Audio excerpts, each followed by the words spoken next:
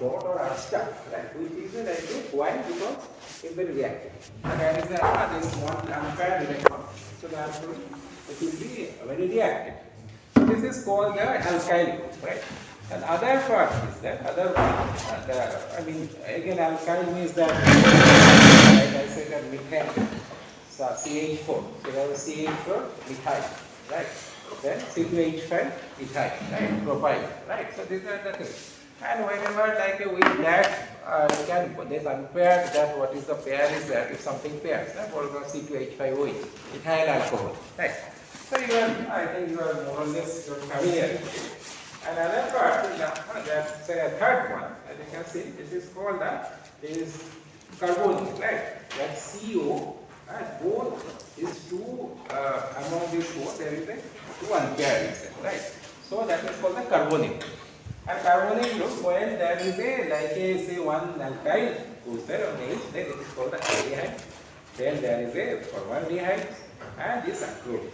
And the formaldehyde, acrylate, so these are actually like these hydrocarbons which are very much responsible for your ionization. Okay. And these emitters from your this fuel burning as well as from your this smoking, this tobacco burning from the smoke. Other one which also comes into picture is given hydrocarbon and that cycle and the formations of the NO2 and at the end that ozone, these are like a very complex cycle, right? So this also comes into the picture, that hydroxyl also, which is also very reactive. Okay, so OH, right? And OH, that you can see that is formations that here I could be from the this atomic oxygen, which you know that how I now you know from the last class how it actually forms, and therefore it can produce this OH, right? And that can react with the NO2 and forms this nitric acid, which is called the acid phase. And this also can produce in a form CO2. Okay. So these are actually responsible for initiating oxidations of different POCs and most of the other important atmospheric pollutants like NO2 and CO. Right? This is reactive. OH is reactive and it is producing H12 CO2. Of course, those are also like a kind of like this pollutant. However, that's why OH sometimes it is called that the natural removal of the pollutants. Okay. The natural it is removing the CO and the NO2. Now let us go to this part. Right. So NO2 productions from hydrocarbon. So here in general you see that it is called RH. So RH is that this radical, free radical. And with that this H is like one example is given here as C2H6. C2H12 and C2H6 ethanol. Right. So from one unit of the hydrocarbon, you see that if you don't just skip this part, one unit of the hydrocarbon, what you are producing, there are two NO2 are produced there, and therefore 2 units of O3 are produced. Right, 1 unit of hydrocarbon. Right, and you can see that what are the two processes here. The first process you see that this RH with this atmospheric weight, it can produce this free radical itself, and after that with the atmospheric oxygen which is produced at RO2, then after that with this RO2 which is still active, because the R is active, O2 is complete. So therefore, with the atmospheric NO, now this thing has changed. This is the different channel where it is utilize the NO to produce NO. Then after that, it is going to that your photolysis, the normal photolysis cycle, right? So means that then there is a, because this RO is there, and it can goes to with the O2 again, HO2, Dot CHO1, so one aldehyde that is produced here. So okay, so it is one thing, one aldehyde, like you can see it here, this example CH3CHO that is produced here, and again with this nitric oxide it can produce this NO2. Alright, fine. Right, here is this. So one OH radical is also produced, hydroxide, which can, as a cyclic process, again goes there to produce the initiations of this cycle, right? But the way you see that it is getting utilized. So it is to get this process, it means all the OH is there from some other sources and it is getting utilized, the cycle will go on, right? So if there is a cyclic process, the OH is also there. But what is going on there? Here, this O3 are produced, this is getting accumulated and it is actually also depleting the NO. Depleting NO, so there is a two effect. The depleting NO, that is because NO2 is producing there from NO2. NO2 is for the constructions of the O3 is required. Another thing is the problem, why it is getting accumulated? Because NO is also the killer of O3, right? So depleting NO means that you are also not allowing the O3 to disperse, right? So there is a two effects coming into the picture for the accumulations of the O3. Okay. So this is the process. One example here given from ethane. So from the ethane there is this NO2 produced. Acetaldehyde, this acetaldehyde is produced, and two NO2. This NO2 and one acetaldehyde. This it is not completed yet. The last part you can see it from here, right? Okay. So that is the thing. The hydrocarbon emissions, when you plot it individually, like the white that we saw that measurement, that curve with the time, and this Los Angeles, this highway which are shown. So you have to plot this and take into account the hydrocarbon part. Their emissions also will look like that. It is when there is this early morning traffic, it is increasing there, and with that account, it will be, you can match your measured emissions. So this is some other groups are there, right? So photochemical smoke in general we are discussing. So the NO2 is there. Remember this NO2 we are not currently discussing. NO2 why we are discussing, because that is the cause of the ozone production, right? So from this OH and the CO, that is another route to production of this hydrogen dioxide, which in fact again can produce some. So here it is the thing that again this NO is depleted and it is going to happen anyway. And this is one of these other, not related to this ozone, but this is the peroxide nitrate pan, which is another photochemical smoke, which causes your irritation. So you can see that from hydrocarbon and the atmospheric oxygen and the hydroxide ion, and it can produce some this pan. Okay, so this is just one example giving that other than ozone, that other photochemical smokes. Right. So a few examples which is given here. There are multiple examples are there. I do not in the book, but you understand that this type of things are lots of things. Right. So sources and the effects. So there are no direct sources of course. This is a secondary pollutant, right? So therefore, what you have to see that we have to monitor that what are the primary pollutants, right? That we are anyway you will do, right? So from there, right? Okay. So what are the primary pollutants and what are the other reactors are there which is taking part in this reaction, and from there maybe you can estimate and predict their emissions. Okay. So ozone and there are other type of this photochemical this smokes are there. So there are different, mostly you can see that you are inhaling, right? So inhaling, so respiratory that problems it happens, bronchitis, all these different things are there. right? But sometimes, I mean, if it is you're inhaling very long exposure, then it can happen that in animal, it can cause the permanent scarring of the lung tissues and loss of lung function. Another thing is that this ozone, it can,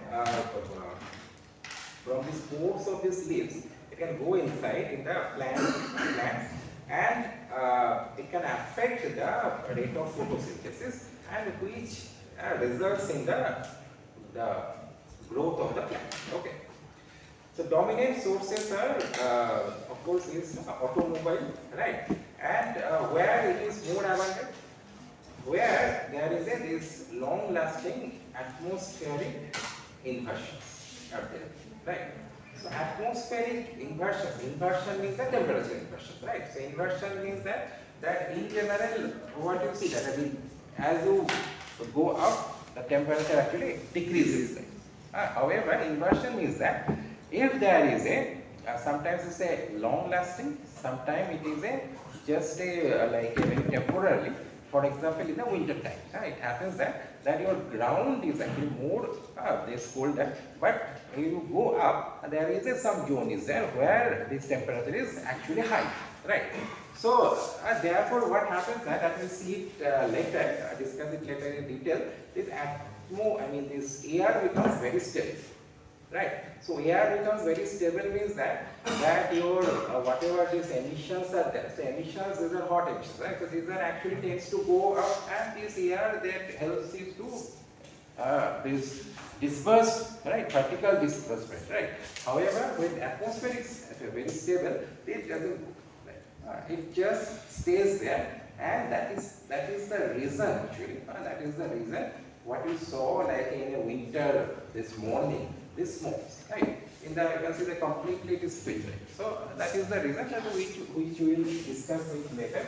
So it may happen that some zones are there where this exists for a long time. There, and therefore you understand that the photochemical smoke oxidants are more abundant, right?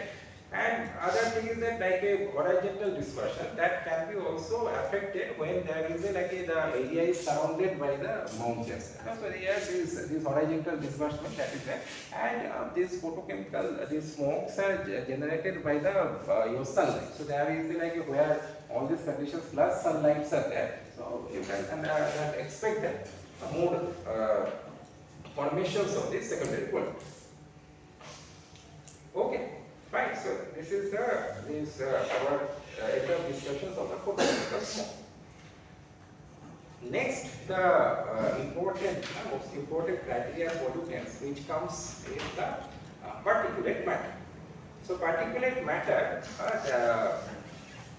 these are like small particles, right? So right now it is not a gas, it's not molecule, nothing, but it's a particulate particles, and it's means that this cluster of molecules, right?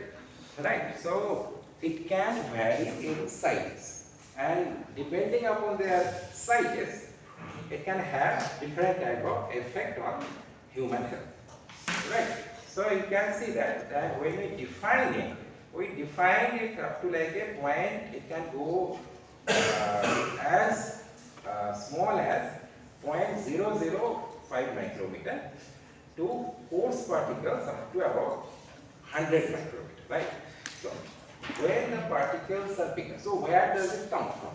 So these different type of things it can come from. Like first thing what comes into your mind, particles which is coming from, right? You can see that you sometimes when these construction works are going on, means that this is grindings, abrasion, all these things are going on there, and you can expect that yes, these particulate matters are coming in, which is actually mostly very coarse particles. So coarse particles are there, which means that their settling will be also very fast. Right. So you can see you go there and you are covered with all the dust. Right. So that this is a coarse particles. So problem is that these are actually very fine particles. So there are you see that here, depending on the sizes and the phase, right? Phase means liquid or solid. There it can be categorized into these things, right? So the common things are like dust, you know, right?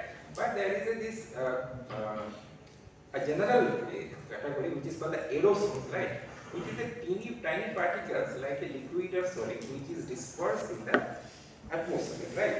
So, for example, there is this fog, you can say, although here this means fog is actually a differentiated, and water particles, the liquids. The thing is that this HNO3, this acid rays that we have discussed there, or this H2SO4, this can be actually forms this aggregate of the particles, and this can form aerosols, right?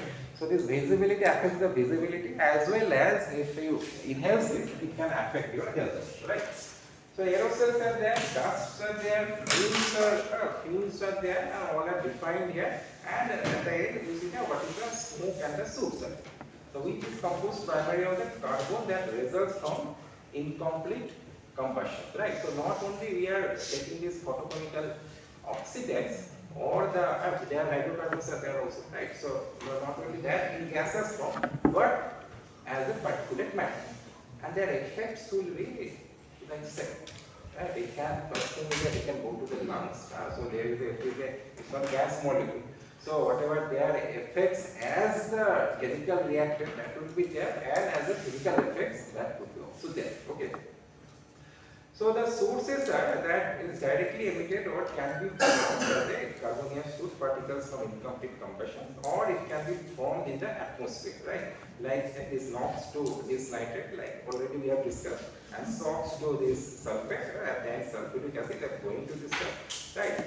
And this one is the most important thing, that when the coarse particles are that 2.5 smaller than that, it is a 2.5, the PM 2.5 is a fine particles, and between 2.5 to 10 micron are the coarse fraction of the PM 10. Right, that you can very logically can understand. These coarse particles tend to settle quickly, so their fraction in fact is limited to areas near their source. Understand that? Means that where is the source is there, this dispersion is actually very small, right? So they are, because of the gravity, they tends to settle very fast to the ground. Whereas the fine particles, they can, because of this wind effect, it can go to a very long distance, and sometimes it becomes a difficult one, right? So where is this source is coming from? Because ultimately that is what you have to stop, right? And it may happen that the source is actually in another country, right? So these things actually becomes very difficult. Sometimes it's like a natural, like this volcanic eruptions are there, right? You remember this Ireland, this volcanic eruptions were there, so all the Europes were actually affected, right? So this is one example, of course. That's a natural phenomenon. Okay. So larger particles could dominate their masses are higher, but are important in terms of human health risk, because from full this respiratory duct, it actually takes care of this. So all this mucus etc. completely, it cannot go to the very lower respiratory system, but it actually accumulates in the upper respiratory system, and from there all this your mucus etc. you can throw it out. Okay. Okay. So let us now discuss about this settling velocity, right? Because this can be of different shapes. It can be of different shapes.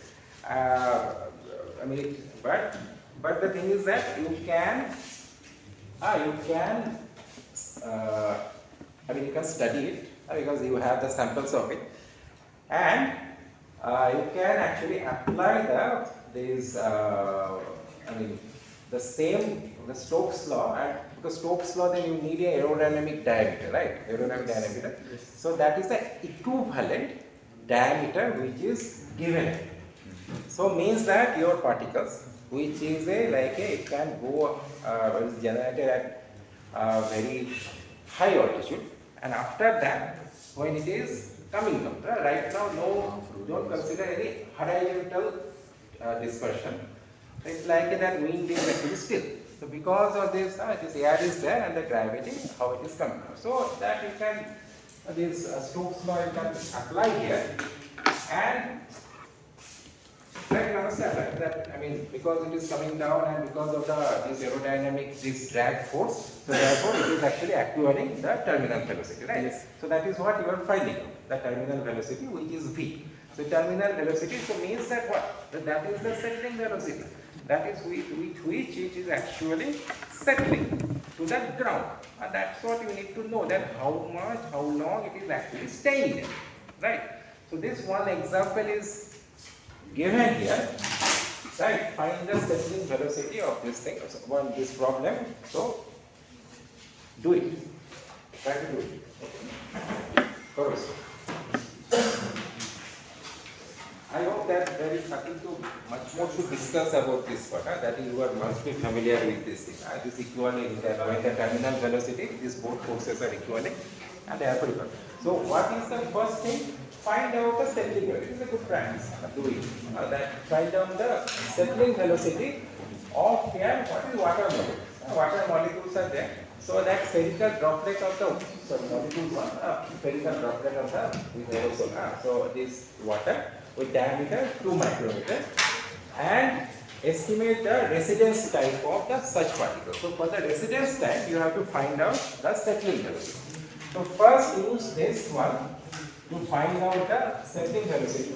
Rho is given 10⁻⁶ gram per meter cube.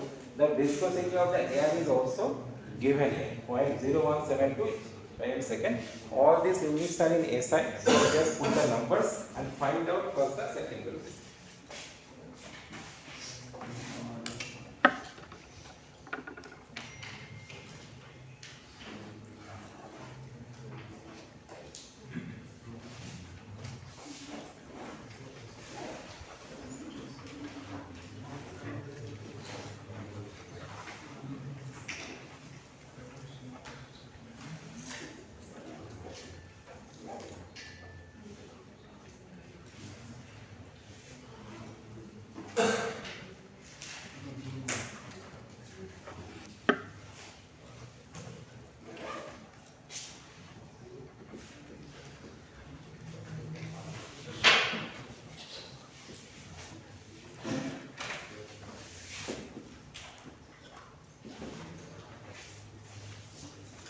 Right, so D is given 2 micrometer.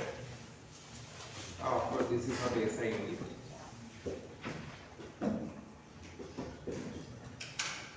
So 1.26 is about 1.26 incubated.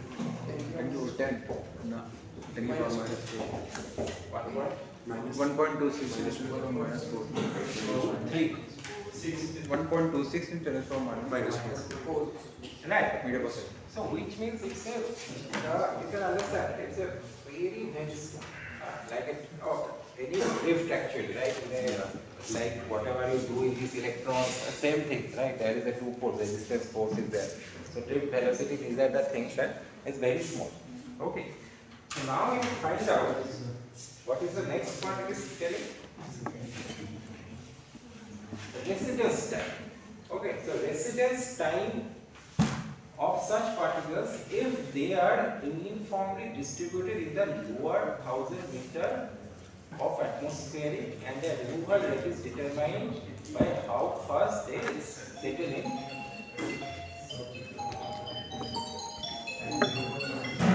So what should be the residence time?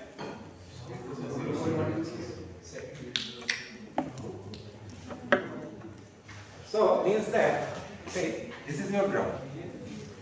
What is it telling? That up to 1000 meter, that's a lower part of the ground, it is there.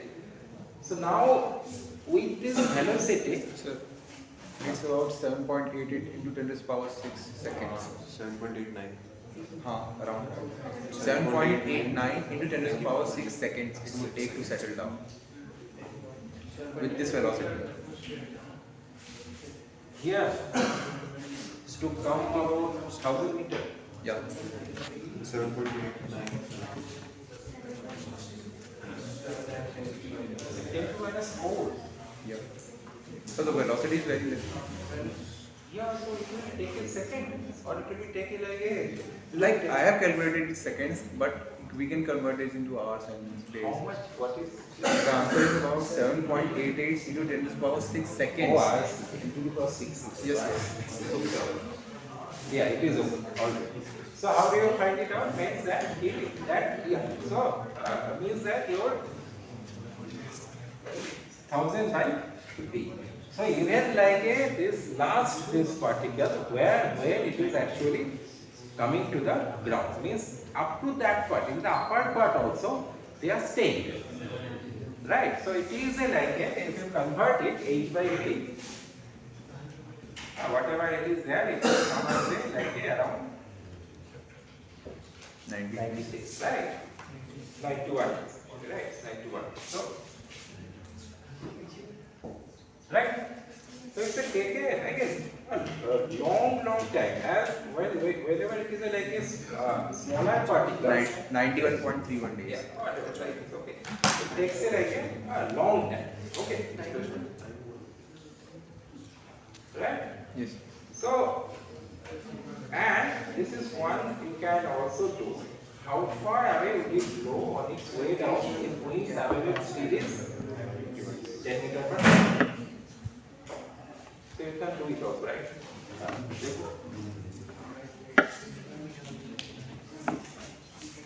So means that your horizontal velocity is 10 meters per second. Your vertical velocity is only this one, right? So it's a very with this v into t means that 10 meter into 10 meter per second into 91 days. That's it. It can go like a few thousand of kilometers, right? Yes. You got it, right? Yes. Okay. All right. Okay. So this atmospheric stability, that time we will discuss it a little bit more. But I hope you got it right.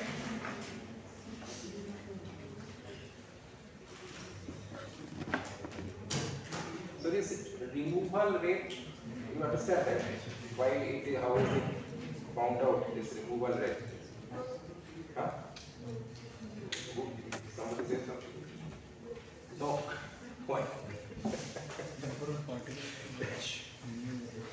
I mean, it is not required, of course, I can with this concept, removal rate. But a removal rate means that this box model we are considering, right? The box model. So, this.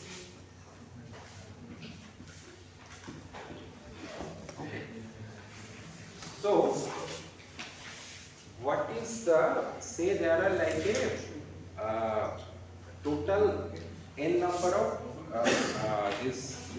what is that? This water, molecules or what is given. This droplet of the water is given, right? Total n. So, this is H, say this area is H. So, your volume is H, right? And so therefore the number density of the particle is n by H, right? Okay, that is the number density of particle. So from any say this V is the what is found in the settling velocity. So what is the rate of coming out from this one side? I say vertically, right? This is the one side, it is coming down, right? Any area.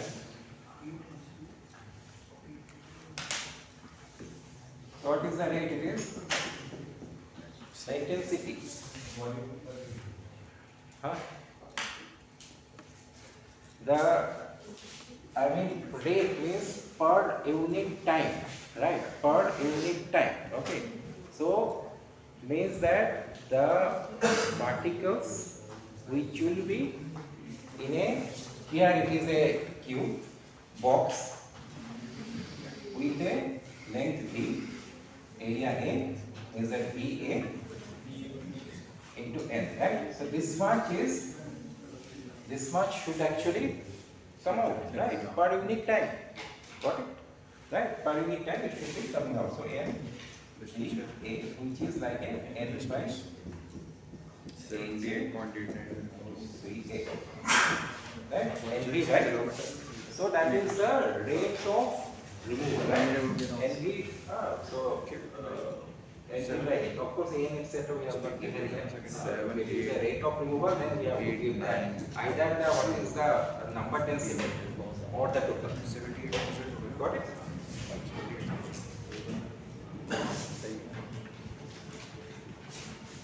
Okay, so these are this particulate matter. Now just few descriptions, right? So these tubes are there, which is coming from the this automobile source we are going to discuss later, diesel engine and the smokestacks, and these solid particles where these carbon atoms fused together in benzene rings. There. A large organic molecule that sticks to the surface of shoot, right? Means that your surface, these shoots are there, carbon molecules actually they form these benzene rings, they form. And on top of that, this photochemical, these oxidants are there, they actually kind of what is called absorb on this particle, and indirectly, like not like a direct even, you are actually inhaling with them. Okay. So that's okay, and these are the like this aromatic one example of this aromatic hydrocarbons. Which comes from this tobacco smoke, motor vehicle exhaust, char on this oil food, and from wood and coal combustion. Right, you can smell right that little sweet smell is there. Okay, and what is the problem is that is pH is after one which is like a proven with the category of human carcinogen, known to cause lung and kidney cancer. Okay, fine. Give it a read again from the book. Few other things are given there. This I am not discussing those health effects and how this goes to the lungs, etc. These are given. We can give it a read there. Right, so these socks, the socks, what happens that you can see it comes from mostly stationary sources. Why? Because this actually comes from the coal.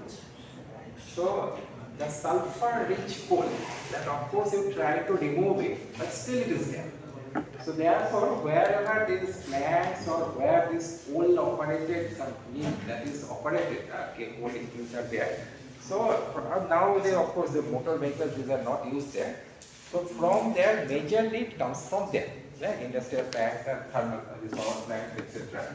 And some are there in the fuel also, and from there it comes there, and the rest comes from the non-combustion sources like a petroleum refining, copper smelting, cement manufacturers, right?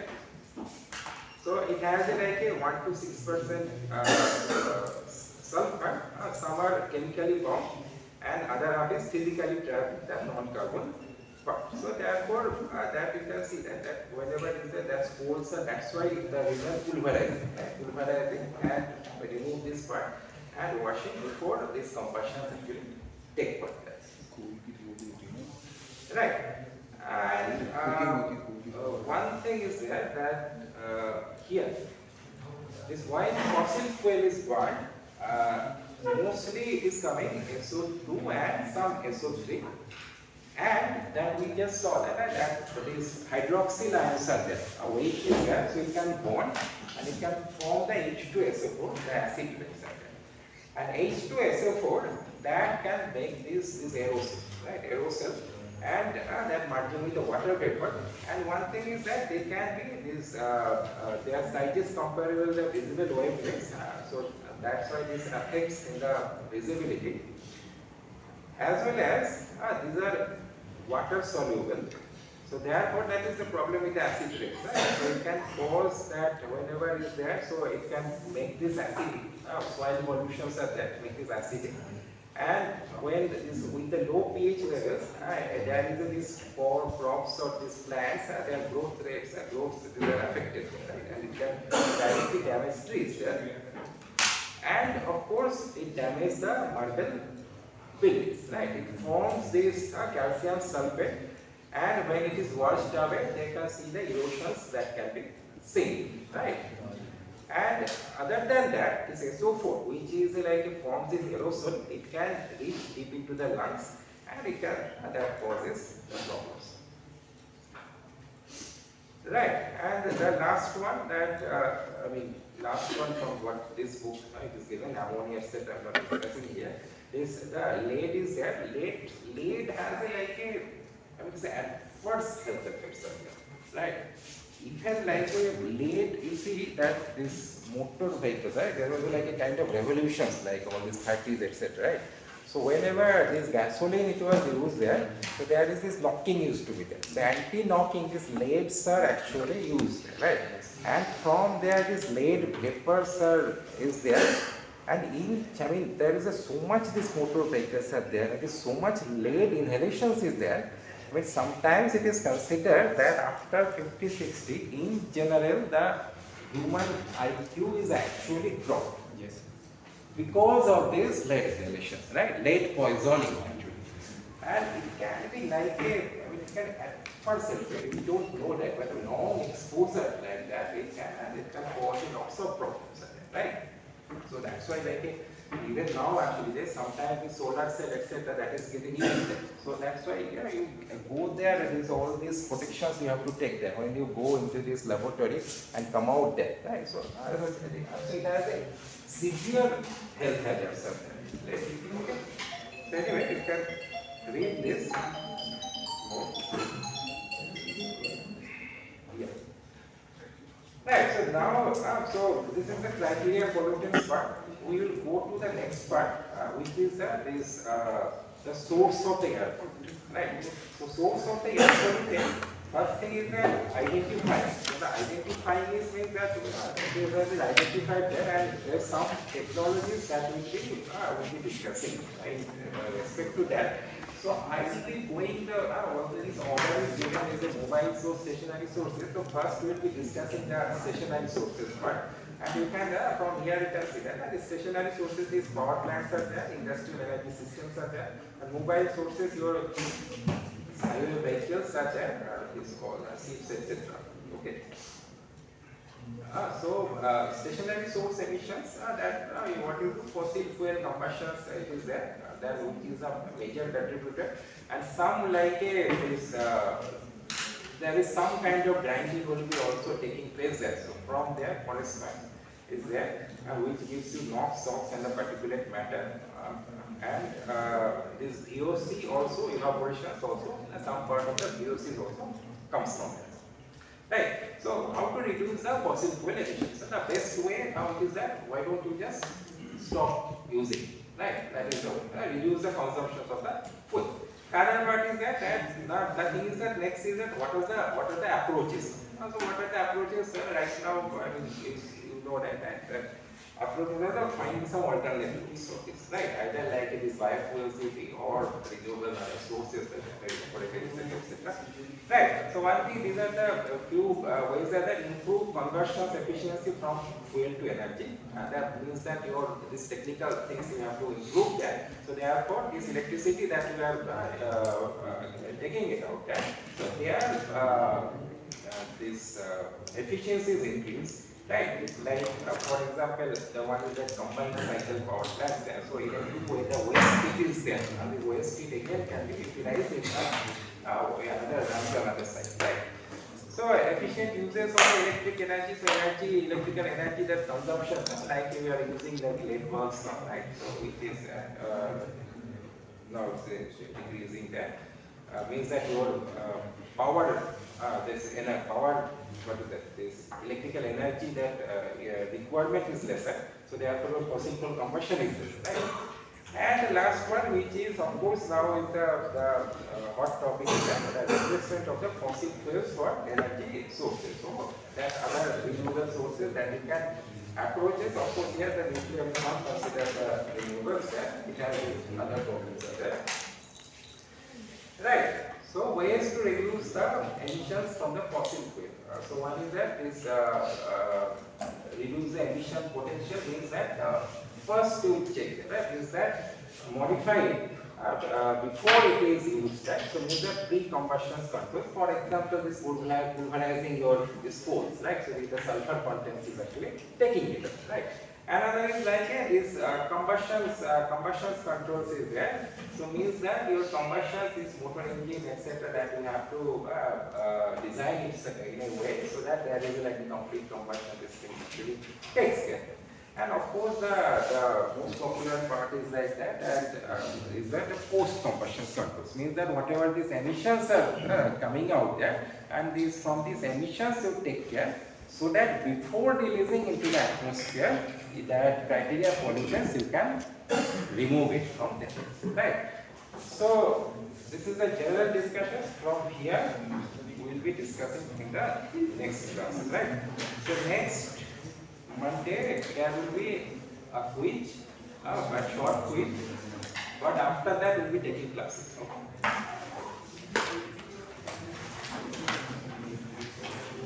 So I have started sharing it. Yesterday I already shared. Today also I will share.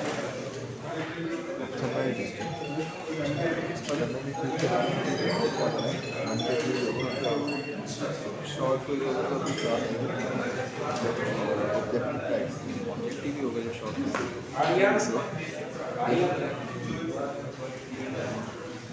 Avirash, Ivan, Deepak, Nitti, Aarti, Saloni, Naina, Bhatti, Ravakar, Rachit, yes, sir. Anushka, Dipanjan, yes, sir. Jaya, Vinayak, Vikash, yes, sir. Ritu, Seduram, Mukta,